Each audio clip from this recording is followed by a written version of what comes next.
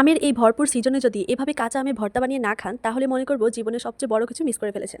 আসসালামু আলাইকুম everyone, welcome back to Sabriha's kitchen. আমের এই সিজনে কম বেশি সবাই আম ভর্তা বানিয়ে খেয়েছেন।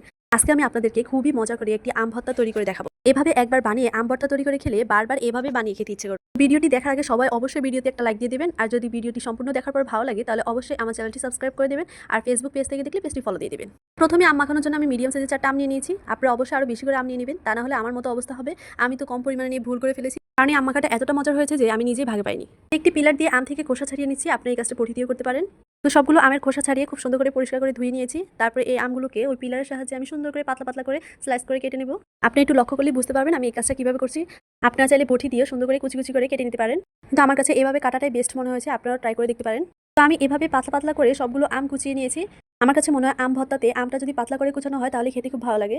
এবার আম মাখানোর জন্য এই আম কুচানোর ভিতরে একে একে সব মশলা দিয়ে দিব। তো আমি প্রথমে 2 চামচ পরিমাণ চিনি দিয়ে দিলাম, তারপর দিয়ে দিব 1 চামচ পরিমাণ চিলি ফ্লেক্স। আসলে ভর্তাতে যদি চিলি ফ্লেক্স না থাকে তাহলে ভর্তার টেস্টটা মনে হয় যে মরা মরা লাগে। আচ্ছা যাই হোক, আপনারা চাইলে মরিচের গুঁড়োটা দিতে পারেন। এরপর আমি একে একে দিয়ে দিলাম স্বাদ মতো বিট লবণ, স্বাদ মতো সাদা লবণ, সামান্য পরিমাণ চাট মশলা। এই চাট মশলাটা অবশ্যই দেওয়ার চেষ্টা করবেন। তারপর দিয়ে দিলাম সামান্য পরিমাণ সাদা গোলমরিচের গুঁড়া, আর সর্বশেষে দিয়ে দিব সামান্য একটু পুদিনা পাতা। এই পুদিনা পাতাটা অবশ্যই দেওয়ার ট্রাই করবেন, দেখবেন খুব সুন্দর একটি স্মেল আসবে। তারপরে সব কিছুকে আমের সাথে খুব ভালো করে হাত দিয়ে মাখিয়ে নিতে হবে। আমার পার্সোনালি মনে হয় ভর্তার আসল টেস্ট হচ্ছে হাত দিয়ে মাখানোর মধ্যে। সবকিছু সুন্দর করে মাখানো হয়ে গেলে আমি একটি প্লেটে নিয়ে সুন্দর করে পরিবেশন করে নিব।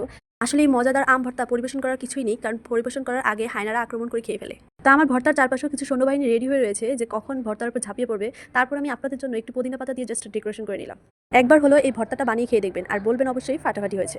তো ভিডিওটি ভালো লাগলে অবশ্যই চ্যানেলটি সাবস্ক্রাইব করতে ভুলবেন না, আর কমেন্ট বক্সে গিয়ে একটি মিষ্টি কমেন্ট করতেও ভুলবেন না। তো সবাই নেক্সট ভিডিও দেখার অপেক্ষায় থাকবেন, আর আমার জন্য বেশি বেশি দোয়া করবেন। আল্লাহ হাফেজ সবাইকে।